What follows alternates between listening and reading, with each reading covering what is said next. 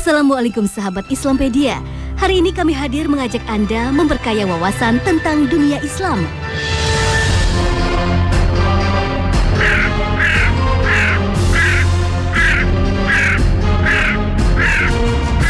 Di masyarakat kita banyak yang mengkaitkan kehadiran burung gagak sebagai isyarat kematian dan munculnya setan.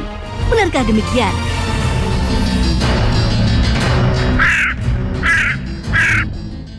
Sahabat Islampedia, kehadiran burung gagak kerap dikaitkan dengan dunia mistik, sihir, dan mitos buruk lainnya. Padahal sejumlah penelitian menunjukkan bahwa burung gagak sejatinya adalah hewan yang sangat cerdas. Burung gagak merupakan bagian dari kelompok burung kicauan. Di seluruh dunia terdapat 40 spesies gagak, seperempatnya berada di Indonesia.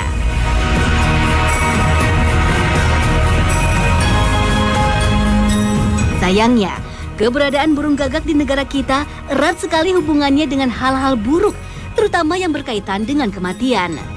Sahabat Islampedia, begitu istimewanya burung gagak, sehingga Al-Quran pun menyebutnya. Di dalam Al-Quran disebutkan salah satu kisah yang melibatkan burung gagak. Allah dengan perantara burung gagak telah mengajarkan Kabil, anak Nabi Adam, untuk menguburkan mayat saudaranya setelah ia membunuhnya. Allah berfirman, kemudian Allah menyuruh seekor burung gagak menggali-gali di bumi untuk memperlihatkan kepadanya bagaimana seharusnya menguburkan mayat saudaranya. Al-Quran Surah Al-Maidah ayat 31. Kisah ini mungkin yang turut membuat burung gagak erat kaitannya dengan kematian. Sementara, kecerdasan burung gagak tak asal dilekatkan begitu saja. Kecerdasan burung gagak telah dibuktikan secara ilmiah.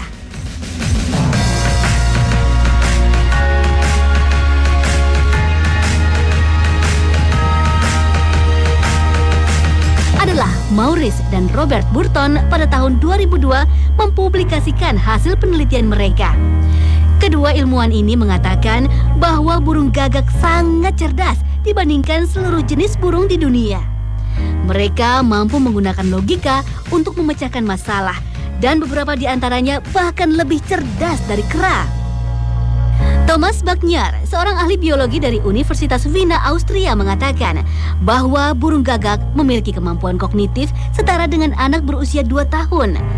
Burung gagak mampu bertahan hidup hingga usia 21 tahun. Percobaan demi percobaan justru membuktikan bahwa burung gagak mampu menguji setiap kemungkinan yang ada dalam pikiran mereka dalam waktu singkat. Burung gagak mampu memilih solusi paling efektif dan menerapkannya dengan benar saat mencobanya. Beberapa percobaan bahkan membuktikan bahwa burung gagak yang cerdik ini mampu membuat binatang lain bekerja untuk mereka, seperti mencarikan makanan untuk mereka. Allahu Akbar, Allahu Akbar. Sahabat Islampedia, kata setan dalam bahasa Indonesia dan kata satan dalam bahasa Inggris memiliki lafaz yang tidak berbeda dengan kata syaiton dalam bahasa Arab. Secara umum artinya dipahami sebagai sesuatu yang berkonotasi buruk, menakutkan, membangkang, dan negatif. Kata setan disebut dalam Al-Quran sebanyak 113 kali. Dalam Al-Quran, setan adalah sebutan bagi kelompok makhluk berakal yang membangkang atau menentang Allah. Dari rujukan Al-Quran, hanya ada 3 jenis makhluk berakal ciptaan Allah, yaitu malaikat yang berasal dari cahaya, jin yang berasal dari api, dan manusia yang berasal dari tanah. Awal mulanya, salah satu dari jenis jin tidak mau tunduk terhadap perintah Allah. Jin itu bernama Iblis. Allah memerintahkan malaikat dan jin untuk tunduk bersujud kepada Adam sebagai manusia pertama dan khalifah di bumi. Semua mematuhi perintah itu, kecuali jin yang bernama Iblis. Iblis menolak perintah untuk tunduk kepada Adam karena merasa lebih mulia. Menurut Iblis, Adam hanyalah makhluk biasa yang hanya diciptakan dari tanah, sementara ia diciptakan dari api. Ya, kenyataan bahwa Iblis hidup sejak ribuan tahun sebelum Adam diciptakan membuatnya semakin sombong dan merasa bahwa semestinya bukan Adam yang menjadi khalifah di bumi, melainkan dirinya sendiri. Namun, penentangan iblis ini membuat kemuliaannya berubah menjadi kehinaan. Maka iblis menjadi makhluk pertama yang terjerumus ke dalam kekafiran akibat kedengkiannya. Seperti firman Allah dalam Al-Quran surat Al-Baqarah. Dan ingatlah ketika kami berfirman kepada para malaikat, sujudlah kamu kepada Adam. Maka sujudlah mereka kecuali iblis. Ia enggan dan takabur, dan adalah ia termasuk golongan yang kafir. Al-Quran surah Al-Baqarah ayat 34. Sahabat Islampedia, ketika iblis sadar bahwa ia menjadi makhluk paling hina saat itu, kekesalannya memuncak. Ia menganggap bahwa kehinaannya di hadapan semua makhluk Allah merupakan akibat dari penciptaan Adam. Allah berfirman, "Dan ingatlah, tatkala kami berfirman kepada malaikat, sujudlah kamu semua kepada Adam. Lalu mereka sujud kecuali iblis. Dia berkata, apakah aku akan sujud kepada orang yang engkau ciptakan dari tanah?" Al-Quran surat Al-Isra ayat 61.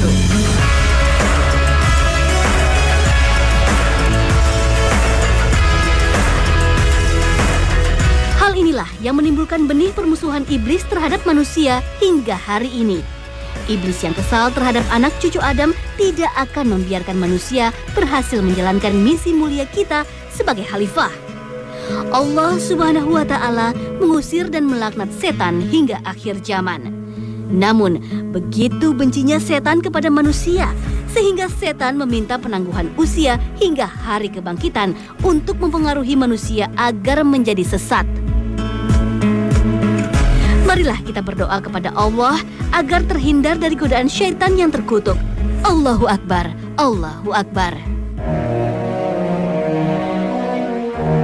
Sahabat Islampedia, iblis mulai menebar hasutan di kalangan jin dan mulai merekrut para pengikutnya.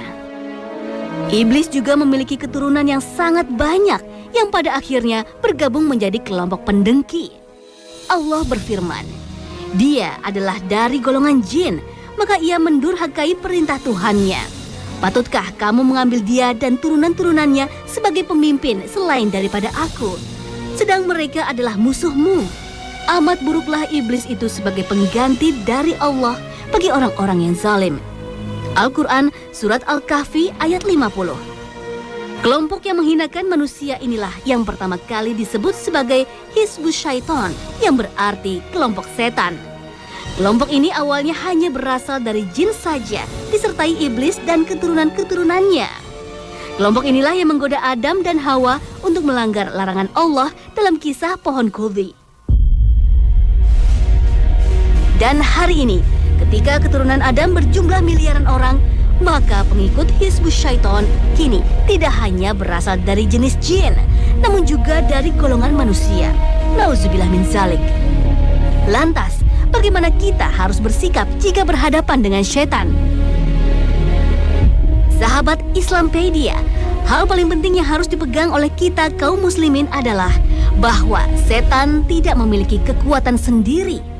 Seperti makhluk lainnya, ia pun makhluk ciptaan Allah dan ada di bawah kekuasaannya.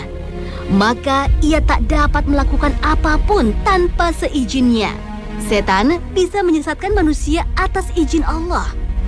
Maka dengan cara inilah Allah menguji manusia untuk menjadi hamba-hambanya yang taat atau justru menjadi hamba yang mudah melanggar ajaran dan perintahnya. Subhanallah, semoga Allah selamatkan kami dari ujian ini. Allah menjadikan setan dari jenis manusia seperti halnya setan dari jenis jin. Dan hanya tiap yang durhakalah yang disebut sebagai setan, karena perbuatannya melampaui batas aturan yang ditetapkan Allah. Allah berfirman, "Dan demikian kami jadikan bagi tiap-tiap nabi itu musuh, yaitu setan-setan manusia dan jin. Sebagian mereka membisikkan kepada sebagian yang lain perkataan-perkataan yang indah-indah untuk menipu." Al-Quran surah Al-An'am ayat 112. Setan dari jenis jin memiliki kemampuan untuk menampakkan diri dalam bentuk tertentu yang bisa dilihat oleh manusia. Jadi, kalau masyarakat memahami setan itu sebagai sosok menyeramkan dengan beragam nama sebutan, maka itu hanyalah sebagian kecil dari golongan setan.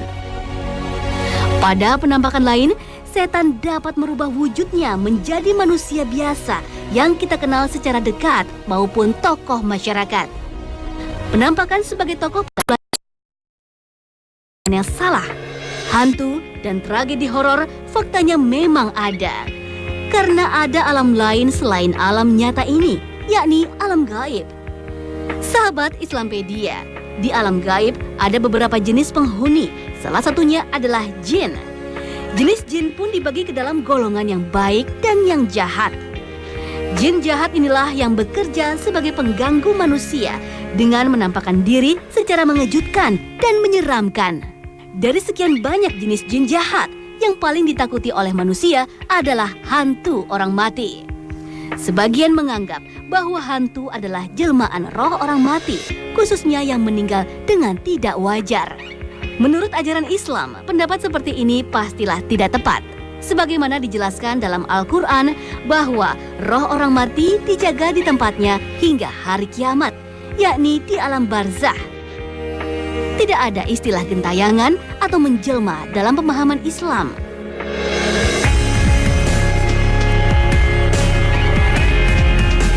Dalam hadis riwayat Imam Muslim, Abu Hurairah menyampaikan bahwa Rasulullah Shallallahu Alaihi Wasallam pernah berkata, tidak ada penularan, tidak ada mayat gentayangan yang menjadi hantu kuburan, tidak ada binatang tertentu muncul yang menyebabkan hujan, dan tidak ada tabu di bulan Safar.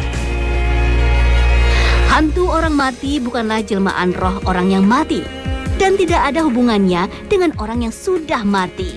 Semua itu adalah talbis iblis, ulah dan tipu daya setan dan jin semata.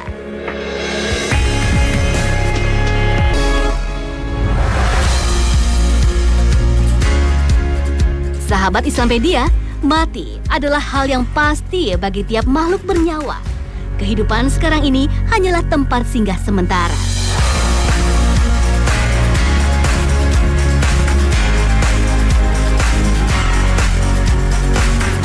Ajaran Islam kita percaya mengenai kehidupan sesudah mati.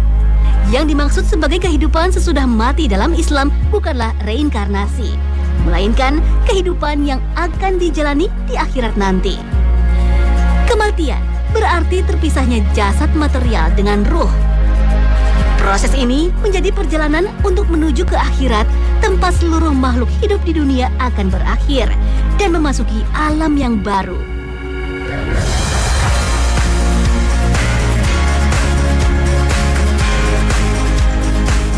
Setiap yang bernyawa itu pasti akan mengalami kematian. Al-Quran, Surah Ali Imran, ayat 185.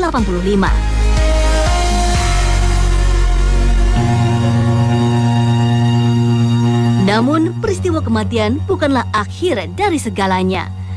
Kematian justru adalah dimulainya babak baru dalam kehidupan yang berbeda. Karakter hakiki kematian bukanlah kemusnahan, melainkan pembaharuan dan perpindahan. Karenanya, kematian tidaklah menjadi sesuatu yang menakutkan, melainkan peristiwa yang harus dihadapi dengan berbagai persiapan yang matang. Sebab Allah Subhanahu wa Ta'ala berfirman, Allah menjadikan kematian dan kehidupan untuk menguji kamu. Siapakah di antara kamu yang terbaik amalnya? Al-Quran, Surah Al-Mulk, ayat 2. Dalam Al-Quran, selain menggunakan kata mauta atau mati, ada pula istilah tawafa atau wafat yang artinya mengambil sesuatu secara utuh. Allah berfirman, katakanlah, malaikat maut yang diserahi tugas untuk mencabut nyawamu akan mematikan kamu. Kemudian hanya kepada Allah lah kalian akan dikembalikan. Al-Quran Surah As-Sajdah ayat 11.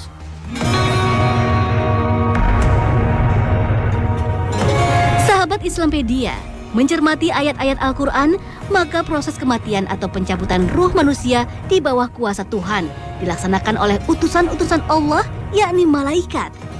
Jika manusia mukmin, maka proses pencabutan berjalan lancar dan penuh kelembutan. Bahkan Allah berfirman, Mereka yang dimatikan oleh para malaikat yang baik itu berkata, "Salam sejahtera atas kalian." Al-Quran Surat An-Nahl ayat 32.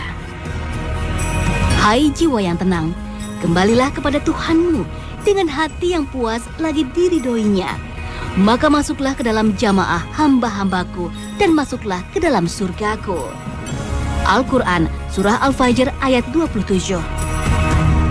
Sahabat Islampedia, setelah mati, perjalanan yang akan kita lalui adalah menuju alam kubur sebagai tempat singgah pertama setelah proses kematian. Di alam ini, manusia sudah bisa tahu di mana kita akan tinggal kelak di akhirat. Oleh karena itu, orang-orang kafir dan golongan mukmin yang berbuat dosa akan mendapat siksaan yang disebut siksa kubur. Kita semua akan berada di alam kubur atau alam barzah menanti hingga kembali dibangkitkan pada hari kebangkitan. Hari kebangkitan akan dimulai ketika malaikat Israfil meniupkan sangkakala. Tiupan sangkakala adalah penanda kebangkitan manusia dari kematiannya atas perintah dan izin Allah Subhanahu wa Ta'ala.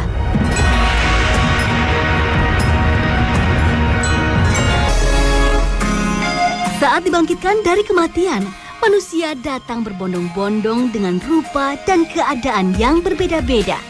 Mereka menunggu keputusan dari pengadilan Allah.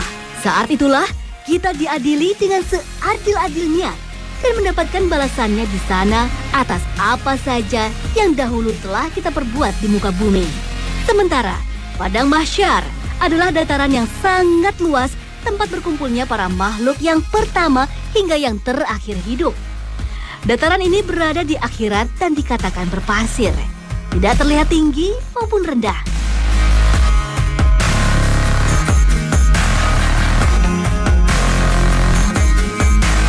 Di padang mahsyar inilah semua makhluk Allah berada di 7 lapis langit dan bumi, termasuk malaikat, jin, manusia, serta binatang berkumpul dan berdesak-desakan. Setiap manusia di hari pengadilan akan diiringi oleh 2 malaikat. Satu sebagai pengiring, sementara yang lainnya menjadi saksi atas segala perbuatannya di dunia.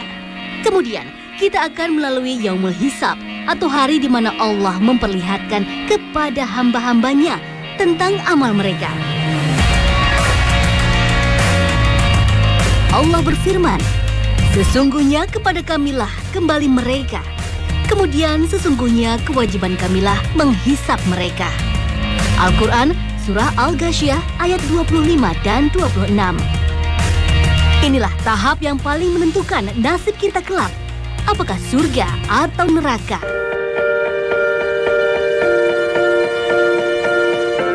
Demikian informasi seputar dunia Islam yang kami sajikan hari ini. Semoga kajian kami tentang setan, hidup sesudah mati, dan keistimewaan burung gagak bisa menambah wawasan sahabat Islampedia tentang dunia Islam. Amin ya robbal alamin. Sampai jumpa besok di episode Islampedia selanjutnya. Jaga ukhuwah, perbanyak hasanah. Wassalamualaikum warahmatullahi wabarakatuh.